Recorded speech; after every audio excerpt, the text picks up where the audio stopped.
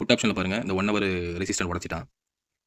So 1 hour resistant இங்கே இருக்குது பாருங்கள். புட் ஆப்ஷன் 26,100 புட்டில் வந்து இந்த ரெசிஸ்டன்ட் உடச்சிட்டானா சின்ன ஒரு புல் பேக் வந்துட்டு மேலே போவோம் பாருங்கள், நல்லா மேலே போவோம் ரைஸாக. ஸோ 169 பாருங்கள், டைம் 5 மினிட்ஸில் வச்சிருக்கேன். 5 மினிட்ஸில் கொஞ்சம் சின்ன புல் பேக் வரும், வந்தோடனே அந்த ட்ரேட் எடுப்போம். இந்த 25,947 அது கிட்ட வந்த உடனே 2600 புட்டில் வந்து நம்ம ட்ரேட் எடுக்கலாம். எக்ஸாக்டாக இந்த கோடு கிட்டையும் அந்த கோடே தொடலாம், தொட்டுச்சுன்னா நம்ம ட்ரேட் எடுத்துடலாம். புட் ஆப்ஷன் ஸ்டாப் லாஸ் வந்து இந்த லெவலுக்கு மேலே நம்ம ஸ்டாப் லாஸ் ப்ளேஸ் பண்ணலாம். இப்போ ட்ரேட் நான் ப்ளேஸ் பண்ணுறேன் புட் ஆப்ஷனில். ஸோ 159 155 நான் ட்ரேட் ப்ளேஸ் பண்ணுறேன். ப்ளேஸ் பண்ணிட்டேன் ட்ரேடு.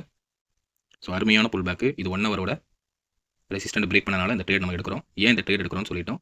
இதுக்கு கீழே கேண்டில் க்ளோஸ் வச்சதுன்னா நம்ம எக்ஸிட் பண்ணிடுவோம்.